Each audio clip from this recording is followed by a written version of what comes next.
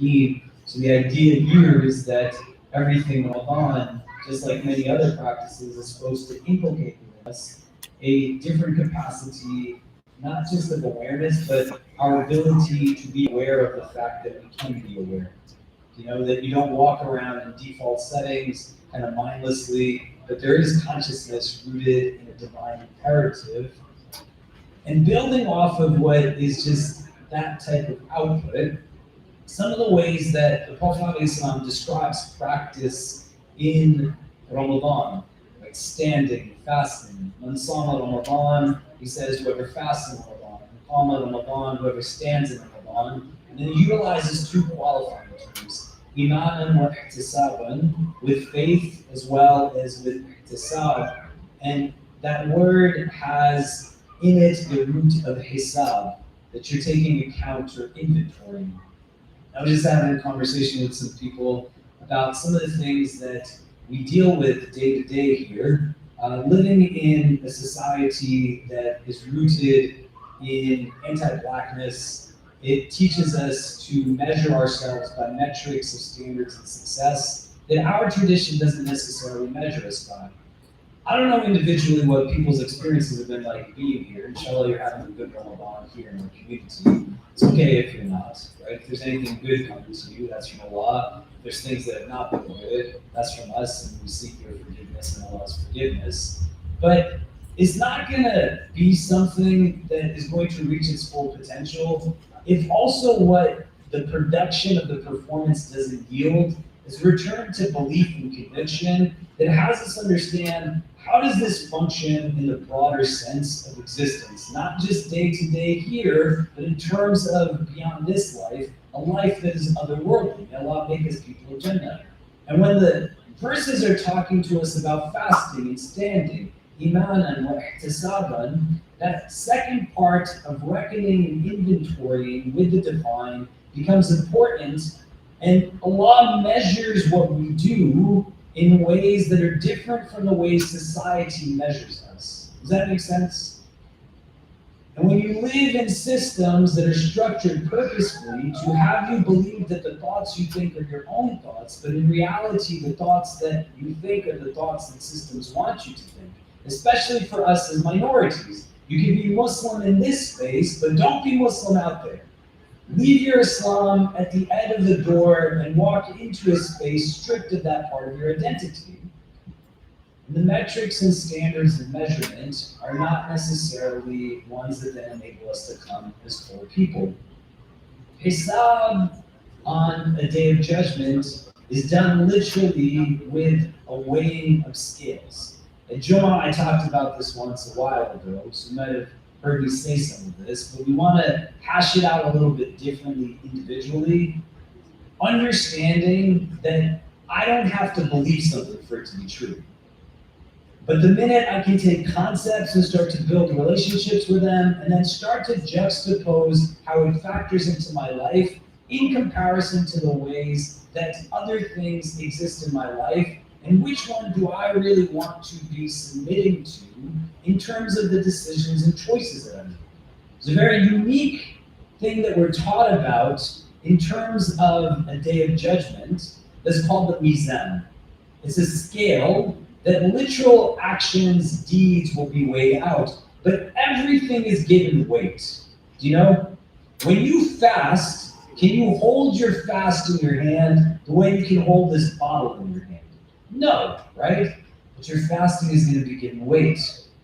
When you have hadith that say smiling is a form of charity, how can you tangibly weigh a smile? But smiling will be given weight, like integrity, honesty, compassion, forgiveness, greed, injustice, inequity. These things will all be given weight. Allah grant us ease on that day. And being able to understand in this prison, man sama Ramadan, right? Whoever's fasting in Ramadan, and qama Ramadan, whoever's standing in Ramadan, iman and ihtisaban, with faith as well as with this idea of doing hisab in this mode, you gotta understand how our tradition teaches us Allah will potentially measure who we are is very different from the way that the world we live in measures who we are. So someone, what I'm going to ask you to do is turn to the persons next to you, as we normally do. If you've never been to a halaqa that I do, I'd like you all to talk to each other as well, so that it's not just me talking at you. You don't want to only speak because you have the right thing to say, quote unquote, or avoid saying the wrong thing. But at this juncture in your life, other than the little kids who are playing with like the Hot Wheels cars, right? There's just two kids out of everyone in the room. We should be at a place where we're comfortable having thoughts about our beliefs and our religion, and not existing just in a hyper-legalized mode that reduces Islam to practice and ritual alone, which is an important practice, but it's one dimension of many dimensions, including a deep theology, robust spiritual tradition, a universal set of ethics and values, all of which inform practice.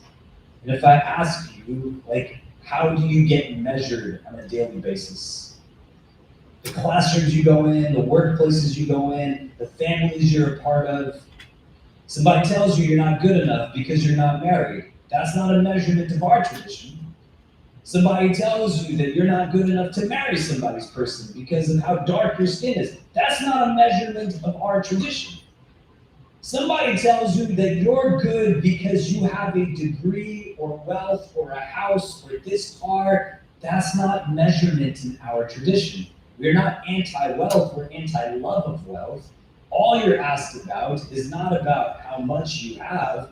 You can have a crazy amount of money. You're going to be asked how you got it and what you did with it. Measurement metrics in this society for us as minorities is going to have you aspire as a minority to unconsciously fit into boxes that you're bigger than. And the Mizan presents us a very unique opportunity for reflection. It can help break that down and on our own terms, with a sense of strength in our conviction, move forward so that we find balance and contentment and not imbalance. So the whole idea why the Mizan is a literal scale is such a beautiful concept, because everything in this religion is about maintaining balance. Do you get what I mean? You cannot be balanced if you're fitting into a metric or measurement that is built to make you loathe yourself. And so thinking how society, as well as the Mizan, measures things a little bit differently. So bucket number one, society quite often measures us based off of appearances. The Mizan, it's going to measure inner states. Do you see the difference? What I'd like for us to do, just because I talked for a good chunk, we're going to go through like 8 or 9 of these, okay? So turn to the person next to you. Society measures appearances, the Mizan measures inner states. You don't know the name of the person next to you, learn their name, and then talk about what does this bring up for you? It's the juxtaposition of these two things. You live in a world that measures the outward, the Mizan measures the inward. Society measures appearances, the Mizan measures inner states. Let's talk about it for 2 quick minutes, and then we'll come back and we'll discuss and we'll go through a few more of these. But go ahead.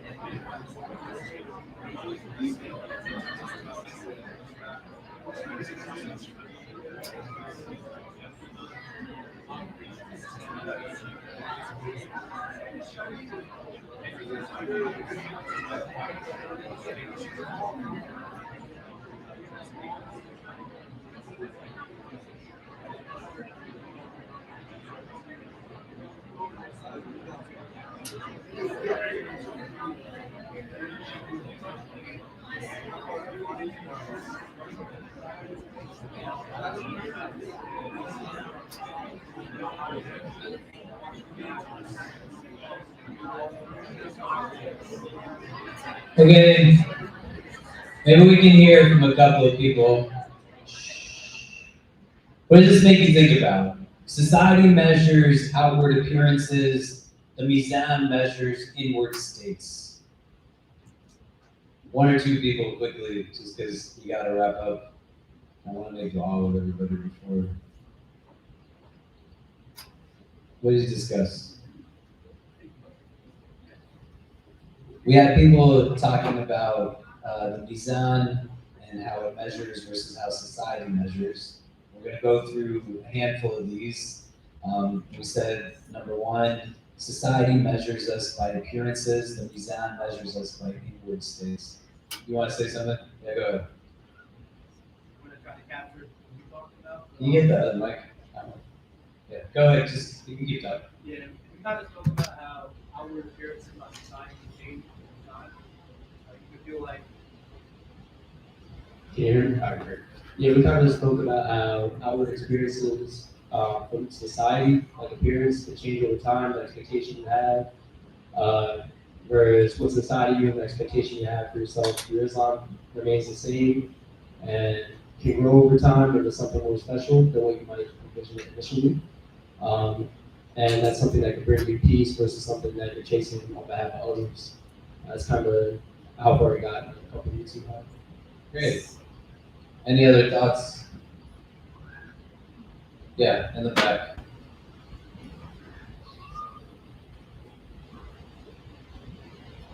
Assalamu alaikum.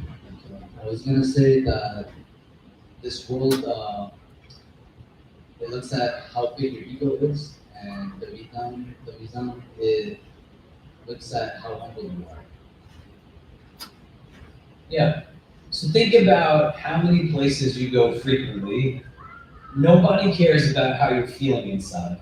You can think about appearances and inner states in this mode that says something that's just about outward sensationalization of dress and kind of appearance, very provocative kind of focus in that sense. But think about it in a different way. The world only cares about how you present yourself outwardly. They don't care about your heart. Allah cares about your heart, regardless of what might be perceived on the outside. Can you walk into your place of work when you're not feeling good and say to people, I'm feeling sad today? Somebody asks you how you are, can you actually say to them, I feel miserable, without them feeling uncomfortable and then saying to you, I didn't really want to actually know what you were feeling like. Do you know? That's how most of the spaces function that most of you frequent in. Emotional intelligence decreases as people have upward mobility in many companies and apparatus. You live in a world where there's a down market, they believe the sensible action is to lay off 10, 20,000 employees. Doesn't make any sense. Allah cares about your inner state. When nobody's asking you how you are, nobody's telling you, was it hurtful when you woke up and you saw that this country was bombing another Muslim country? How many people in your workplaces, your classrooms turned to you and said, are you doing okay? All they care about is the facade of an appearance. Our Prophet ﷺ could tell when his companions had something on their mind. If you sit in the company with people who you spend time with regularly, you don't know when their heart is agitated. Why? What is your relationship built on fundamentally?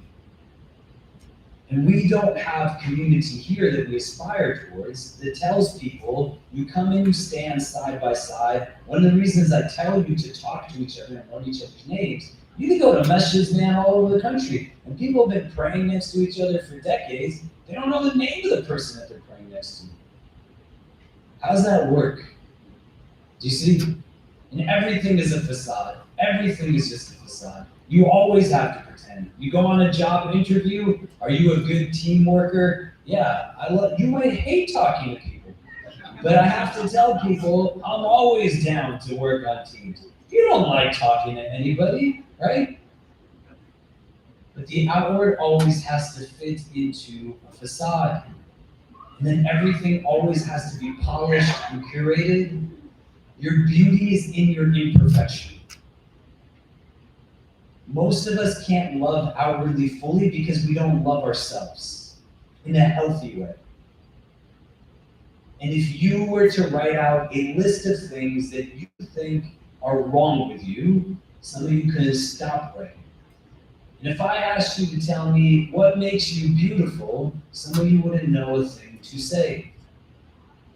And a part of it is because society measures appearances, the mizan measures inner states. Does it make sense? Society measures output, the mizan measures intention. This is not to have soundbite religion. Consumer-driven society does not care about anything other than output-driven metrics. I have to get the job, I have to get the grade, I have to get this, I'll do whatever I want. I need the money, so I'm going to fashion military apparatus and industrialized military complex that continues to bomb the hell out of people all around the world. As long as I got money in my pockets, that's what it's about. Our tradition does not focus on the output as much as it focuses on the intention and the means. Even if you don't even get to the goal, at least you tried. Whiteness focuses on just what is the end result no matter what. Who cares how many people have to sleep in the streets in order for me to have what I have? Who cares how many people have to die in a sweatshop so that I can have the brand that I have? Who fundamentally cares? Who's raising my kids or is my spouse's spouse? As long as the output and productivity is what it is. This is not a tradition that measures things by efficiency and productivity alone. And the sacrifice of empathy for efficiency does not make sense all of the time. The motivation of having intentionality is so that you know why you're doing what you're doing before you do it. And existing in a place where we walk around contrary to what makes us human. The output can make sense if your inner part to it does not align well, and it doesn't align well. We have hadith that tell us that the flames of Jahannam, that will protect us from it, get lit by a scholar, one who gave in charity, and one who was a soldier in the battlefield. The outward manifestation is rooted in things of merit, but the inner state, they were doing it for the wrong reasons. Why do you do what you do? Why do you believe in the things that you believe in? And not aspirationally. I could give anybody a microphone and you could just wax rhetoric that makes you believe something is actually how you live your life. But if we looked at the last week, the last month, the last year of your existence, how much of what you do is a part of output-generated systems that don't care about the why or the means to the achievement, versus how much of it is looking at what is the motivating variable? And intention in our tradition is a big part of what this thing is about. Your goal in Ramadan cannot be to conquer Quran. It's not just about, look at how many rak'ahs that I prayed. I'm not saying you shouldn't do that, or say, Khalid told us not to pray in Ramadan. That's not what I'm saying. But if you don't even know why, and you're just going through the output, the mechanics of it, and not getting to a place where you bring the presence of an inward, the mizan measures intention. Society measures wealth. The mizan measures generosity. Society measures wealth. The mizan measures generosity. A lot of us are socialized to believe that our goodness is rooted simply in the acquisition of that which is materialistic. And we think that people who have less than us are also lacking intelligence. They are not good for our company. Prestige is put into arbitrary systems and rankings, made purposely to also have us compete in an unhealthy way. Consumption is rooted in the idea that my value is based on what I purchase. Contribution is rooted in the idea that I already possess something of value to give back. What makes you good? And would you think that you're good if you didn't own the things that you own? Do you think someone who doesn't own those things is lesser than you? They're important things to ask of ourselves, because our tradition is based off of the reality that none of it was ours in the first place, man. All of it's borrowed. Everything is a gift from the divine. I don't get it because I deserve it. And if I think about it in that sense of entitlement, I'm adopting a mindset that is heavily rooted in the worst parts of American exceptionalism.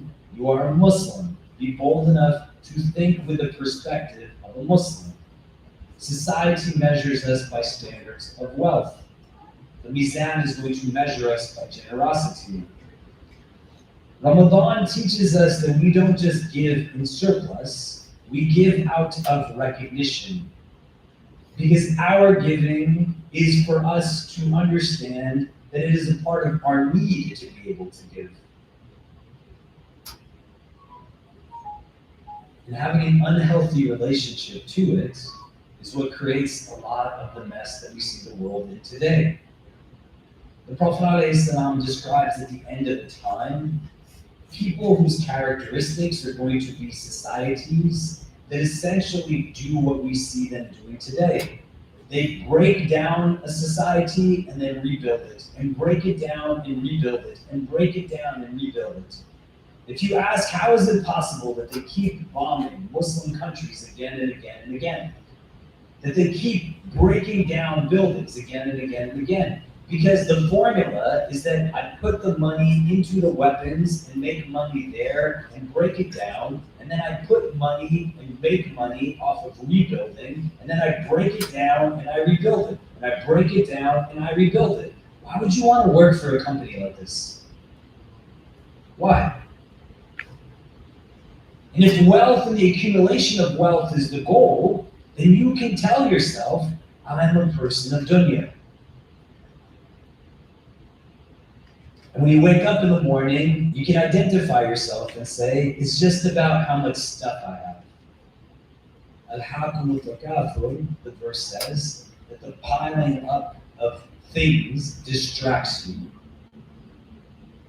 Allah's given us a lot more than we might want to admit. When I went to Sudan, our brother Naeem is here. We were in Sudan together, right? How many people did we meet who have nothing? So many, right?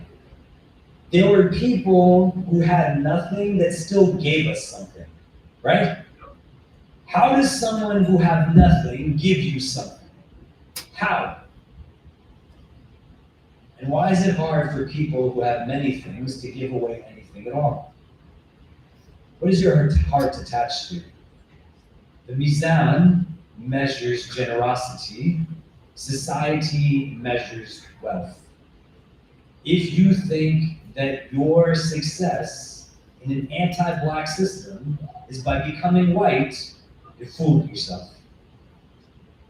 The Sunnah is the opposite of supremacy. Our Prophet ﷺ taught us to be a people who understood food for one is enough for two, and food for two is enough for four. And that you don't have iman if your stomach is full while your neighbor's is empty. It's not hard to understand. Very simple. At the base of it, I'm going to be assessed and inventoried on what it was that I was doing while I was here. Society measures us through status. The mizan is going to measure us by service. Khidmah is a big part of this religious tradition's foundational ethos.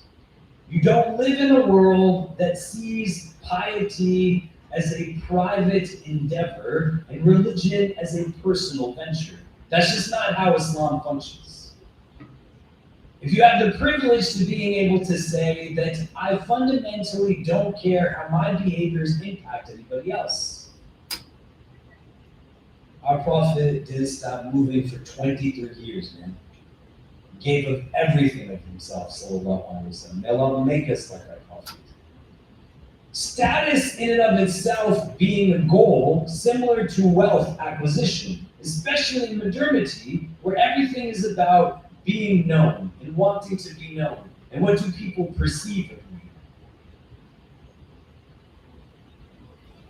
Whereas our tradition teaches us that the best of people are those that bring benefits to others. Self-deprecation is not going to be the factor that gets you going. You can't hate yourself into loving people enough to do something for them. I'm sorry for adults in your life that didn't tell you that they love you when they should. I'm sorry for people in your life who feel as if they can comment on the way that you look or make you feel terrible about things that you already don't know how to reconcile in your life.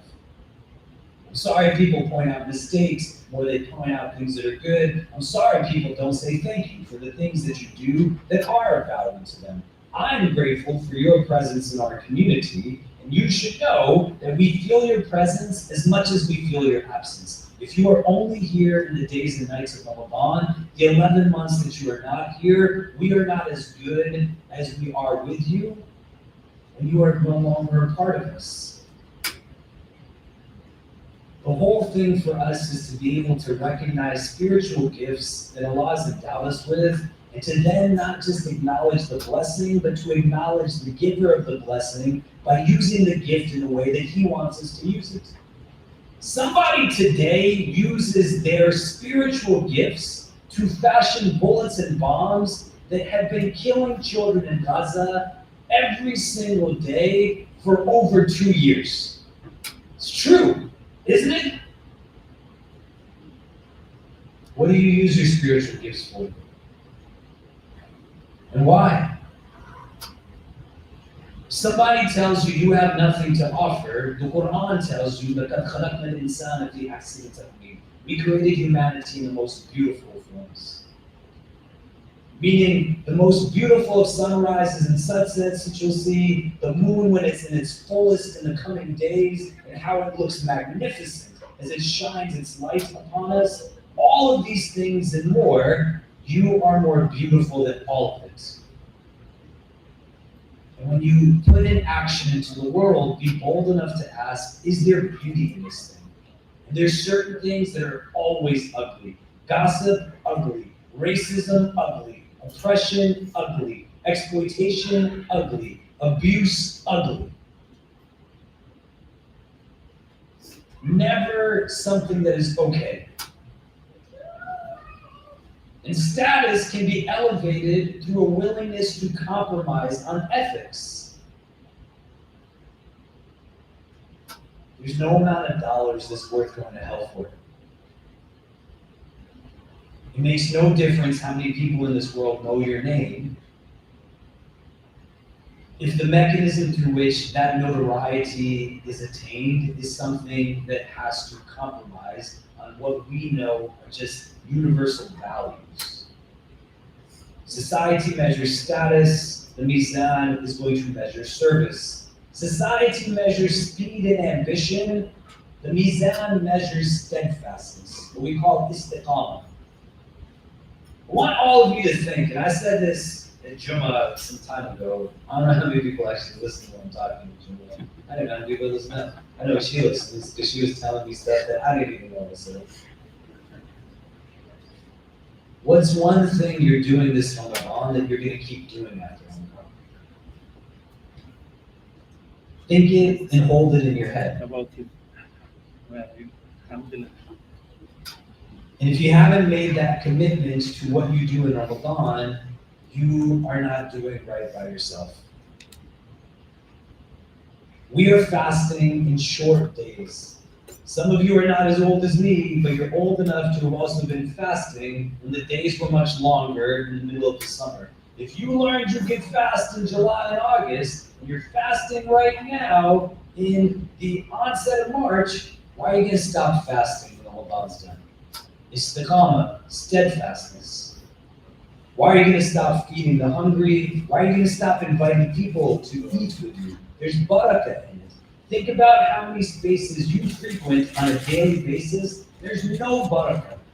It's not even about whether it's haram or anything. No barakah. None of the meetings are starting in the name of Allah. None of the restaurants have staff that are cooking food in the name of Allah. Nobody is doing things with these things present, and it's consumption, consumption, consumption. Why are you going to run back to it? Every single day, somebody has written to me about what it's like to be here in these nights of Ramadan. I love the community. I love being around people, the vibrancy, the vitality. Why are you going to stop? You know some of you are going to stop. Why? Speed and ambition are metrics of measurement society. The mizan measures steadfastness. It's not just about how much you do. It's about how you do, and you do it consistently. The Prophet tells us that Allah loves those deeds that are consistent. The companion asked the Prophet ﷺ for advice, and he says, Ya Abdullah, la tukun mithl fulan, kana yakum layl, wa taraka qiyamul layl. That, oh Abdullah, don't be like so-and-so and such. They used to stand in the night for prayer, and then they abandoned the night prayer. Why would you learn something about yourself and then pretend like you didn't know it? Istiqamah. Stop worrying if the person next to you is praying more rak'ahs than you are. You're not them. Just do what you can do. Stop worrying if somebody else can read more Quran than you. Stop worrying about what someone else has ability to do. You just gotta be comfortable with you and acknowledge capacity and maintain consistency. The exercise is going to always draw more benefit the more that you're engaging it, not by disrupting it. This world measures speed and ambition. Our tradition measures just commitment to things. Does that make sense? And it's not about how much you do. Quantifiable metrics are not always the way it's done. Qualitative understandings. Society measures us by what we consume. The mizan measures us by how we restrain ourselves. Right?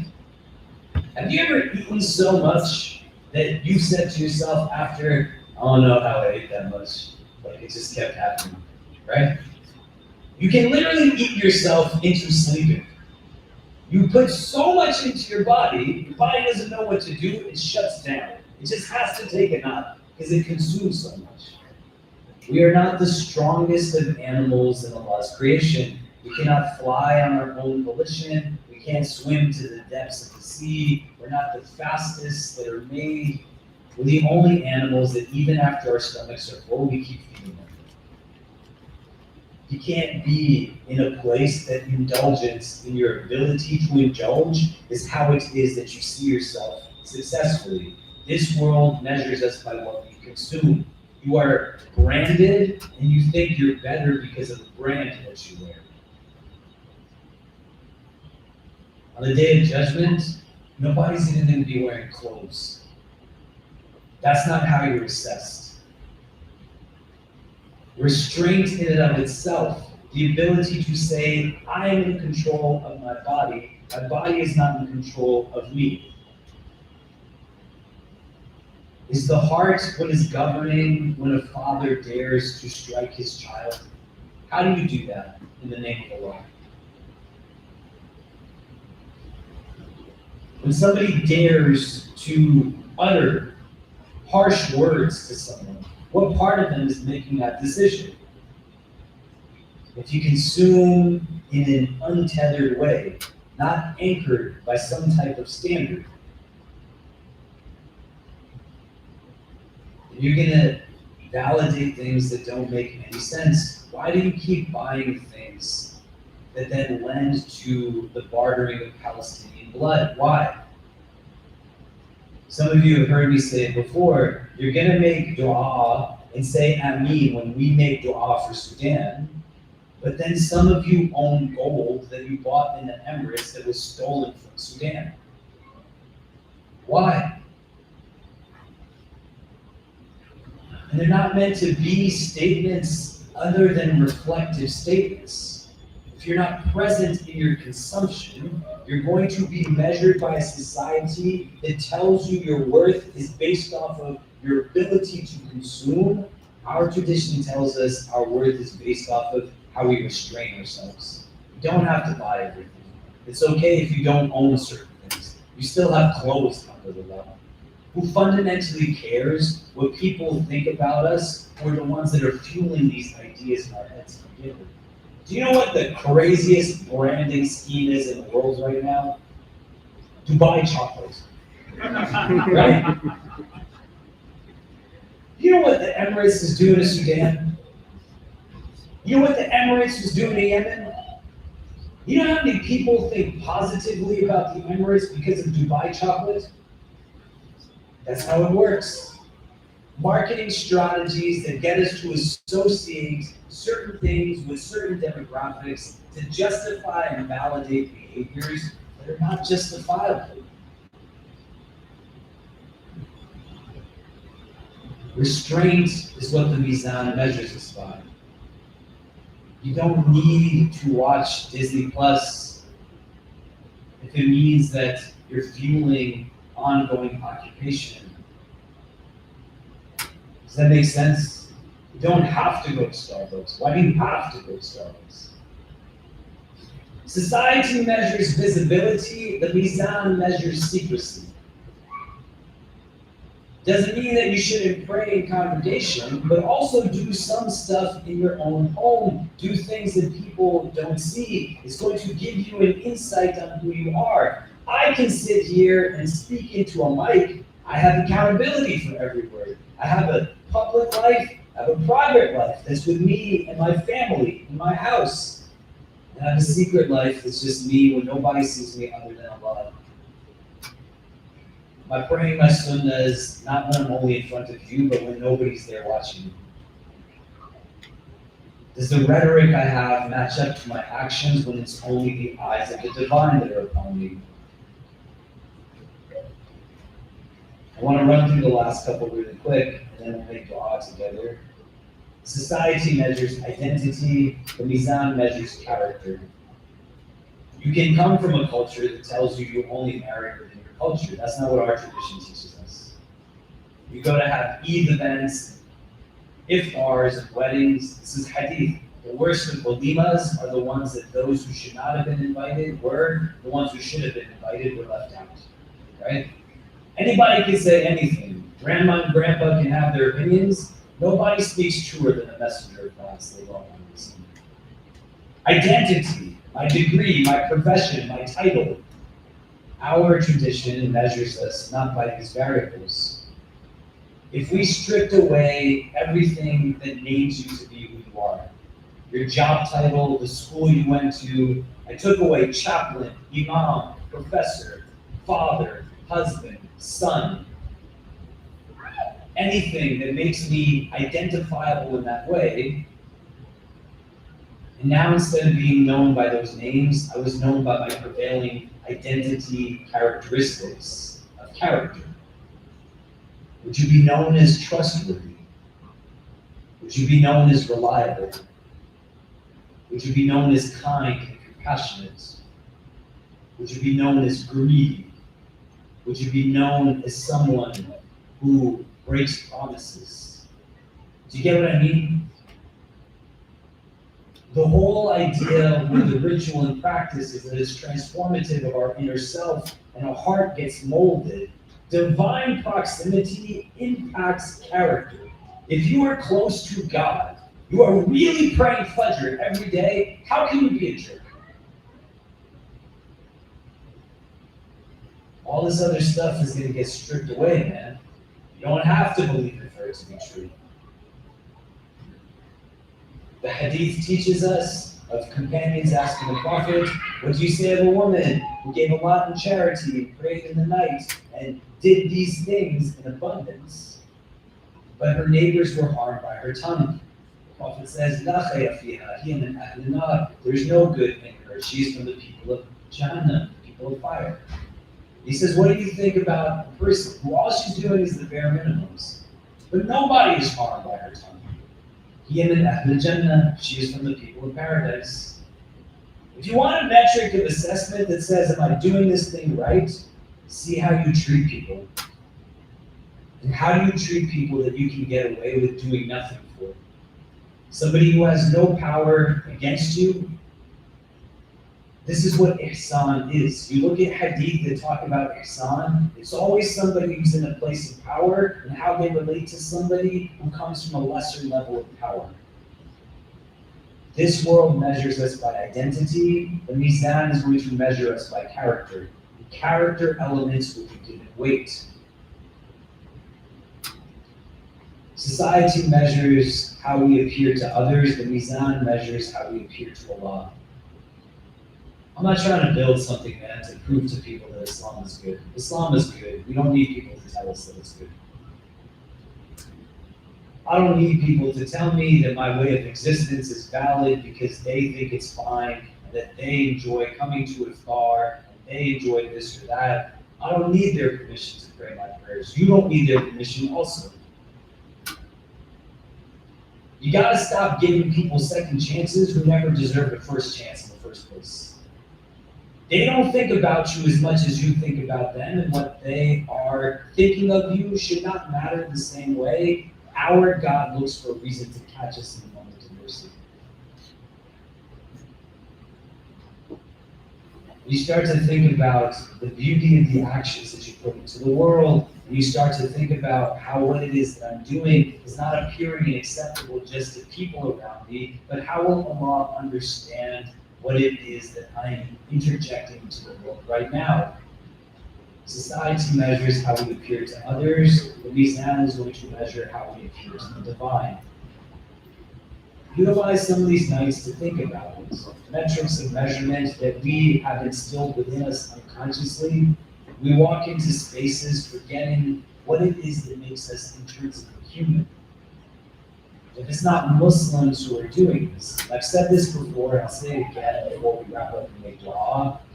Islam was not introduced into the world to be a coping mechanism for social marginalization. Islam was introduced into the world because we as Muslims have something to offer back to the world. Beauty, hope, dignity, restraint. You can't see your Islam as a liability anymore. See it as an asset, the most beautiful part of what makes you who you are. You might have to fight with family sometimes that doesn't understand. You might have people that are in your office place that keep asking you questions. How many times can you have Ramadan? They still keep asking, not even water? Like, no, man, not even water, right? Yeah. But if you use your Islam to let yourself justify existing at the fringes, then we're gonna always exist at the fringes. And we're building a community that's in the middle of 6th Avenue in Manhattan. We're not doing that because we want to build a community that lives in survival mode. We want to tap into our creativity, build a community that's bold enough to thrive, give back so we leave the world a little bit better. We found it, man. We cannot be scared. For those of you who are, the rest of us can have to be strong. Everybody in this room is not able to leave the country the way you are because they're afraid that they might not be let back. Everybody that's sitting here does not have family that's Muslim like you do. Everybody is not given the same opportunities, the same privileges. You gotta start living a little bit bigger. An akhirah-driven mindset is important. You don't have to believe it for it to be true. But one day I'm going to stand before Allah. That's where I'm going to be asked about the things that I did not do, but also had the ability to do it and still didn't get it done. So somebody asked me, why do you go to Sudan? Why do you go to Jordan? Why do you go to these places? How can I not go? If I've learned that I can go, how can I then not go? Right? What am I going to say to people who have rights over me? So think about the presence of those scales, those measurements, especially this month. Let's close and make dua, inshallah, before we call the event. Allahumma ameen. اللهم لك الحمد كما ينبغي لوجهك وعظيم سلطانك لك الحمد حمدا طاهرا طيبا مباركا فيه إلى يوم الدين اللهم صل على سيدنا محمد في الأولين وفي الآخرين اللهم إنك عفو كريم تحب العفو فاعف عنا يا مقلب القلوب ثبت قلوبنا على دينك اللهم اجعلنا من المخلصين اللهم اجعلنا من المخلصين اللهم اجعلنا من المخلصين. We begin this supplication in your name, Ya Allah, and beseech you to send your choicest salutations upon your most beloved sallallahu ta'ala alayhi wa sallam. In this sacred space between nourishment and night prayer, Ya Rabbi, between the sweetness of Iftar and the standing of Taraweeh, we gather with hearts that are hungry still, not for food, but for meeting, not for water, but for nearness to you. You are the one who set the balance in the sky and placed balance within our souls. You measured the distance between stars and the distance between heartbeat and breath. You proportion light and darkness, expansion and contraction, rest and striving. Nothing in your creation is random, Ya Allah. Nothing is without weight. And yet, Ya Rabbi, how often do we live as though weight does not matter? We live in a world intoxicated with excess of speech, excess of consumption, excess of certainty, excess of outrage. We scroll endlessly, consume endlessly, compare endlessly. Our eyes are tired, our hearts are scattered, our souls are stretched thin. Return us to balance, Ya Allah. When you say do not transgress the balance, it is not only about scales in the marketplace, it is about the scale within our chests. It is about that subtle place where intention is formed, where desire is negotiated, where the ego and sincerity wrestle quietly in the dark. Bring equilibrium to that inner battlefield, Ya Rabbi. If our anger has grown heavy and our mercy has grown light, recalibrate us. If our ambition outweighs our ethics, recalibrate us. If our love for this world has begun to eclipse our longing for the next, recalibrate us. Ya Allah, society measures appearance, but you measure essence. Society rewards polish, charisma, aesthetics, the curated self. A life can be wrought beautifully and yet be hollow within, but your mizan pierces through presentation and weighs the heart.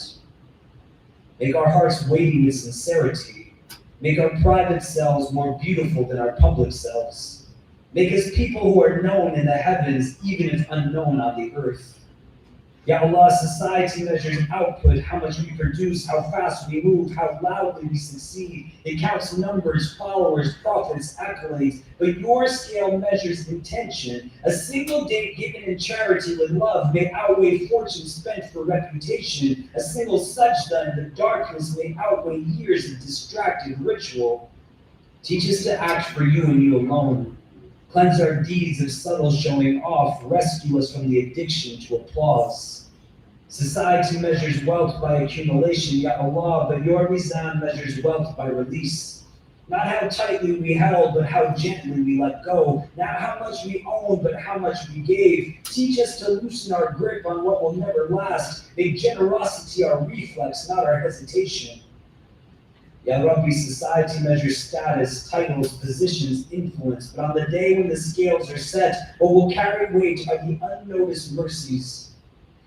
The test we sent to check on someone, the anger we swallowed, the apology we offered, the forgiveness we extended.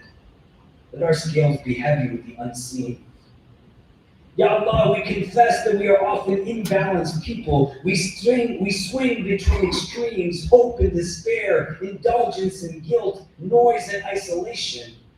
We either overestimate ourselves or underestimate your mercy. Teach us the middle way. Let us fast without becoming harsh. Let us worship without becoming arrogant. Let us serve without losing ourselves. Let us rest without becoming heedless. Make us people of proportion, firm without cruelty, gentle without weakness, confident without pride, humble without self-erasure. Ya Allah, in this world that seems torn by excess, where suffering weighs heavily on the innocent, we remember tonight those who are hurting and bleeding.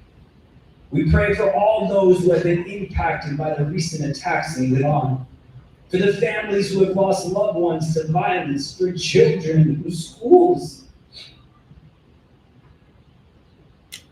and homes have been bombed and shattered, for the wounded and those in hospitals across the land seeking comfort and healing. May your mercy descend upon them and ease their grief. And keep us, Ya Allah, from ever thinking that success will be by being accepted by people who think it's okay to bomb children in their schools. We remember those in Sudan, the markets that were struck, the hospitals hit, the civilians caught in the crossfire, lives abruptly fractured, futures abruptly shaken. O healer of wounds and consoler of hearts, be their refuge and their strength. We bring to you the people of the West Bank and Gaza and all of Palestine, whose days and nights have felt like one long tremor of fear and sorrow. Peace seems far, yet we ask of you, Ya Salam, to protect them, to shield the weak, and to turn mourning into gardens of patience. Ya Allah, end the genocidal occupation that's taken place there, and make us a generation that witnesses a free Palestine in our lifetime.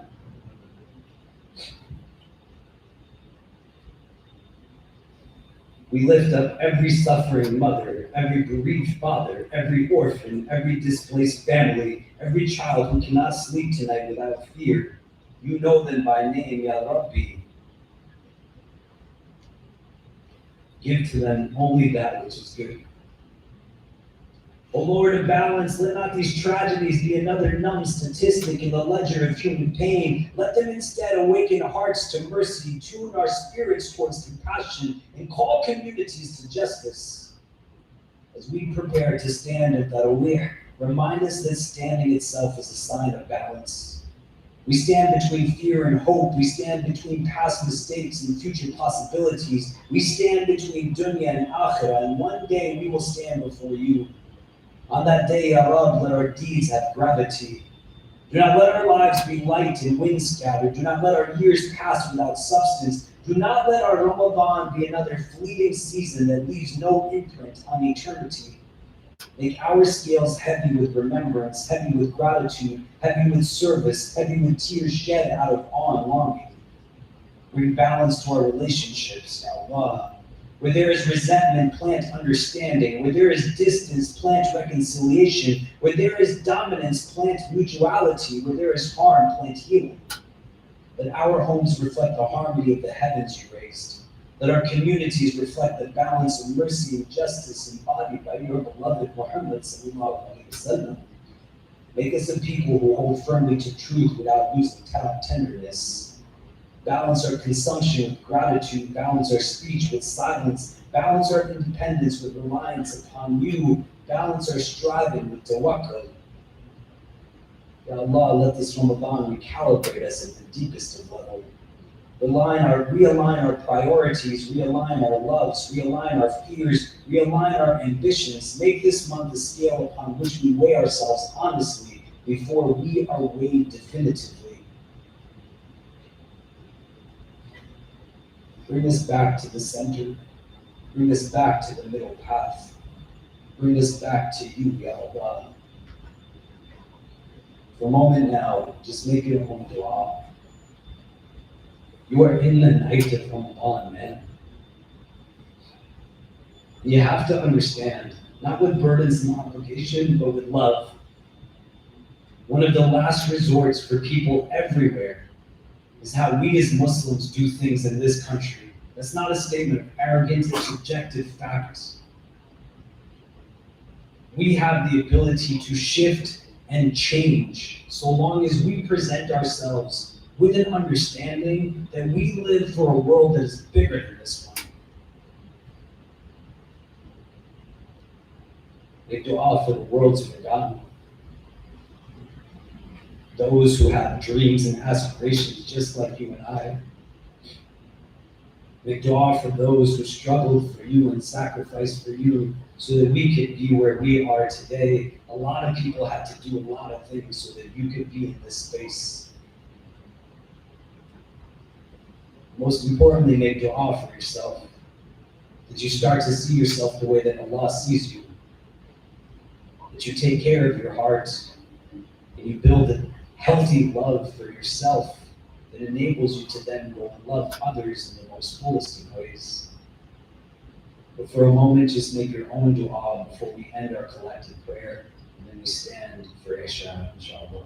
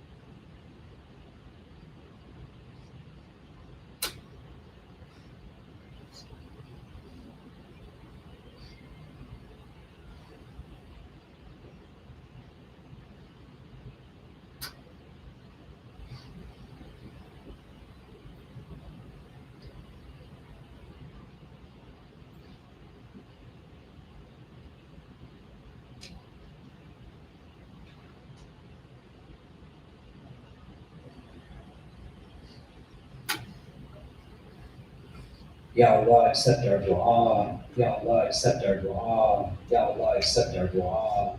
Ya Allah, by the barakah of this gathering, accept our dua.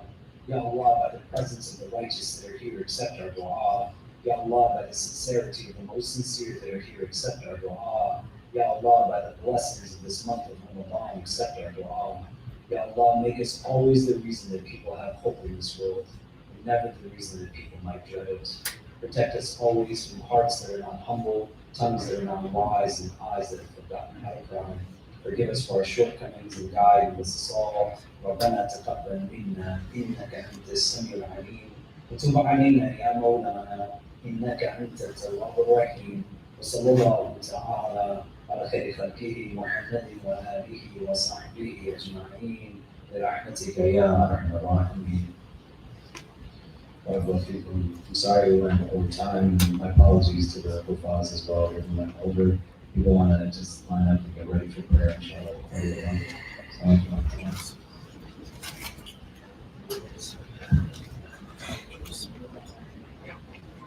Allah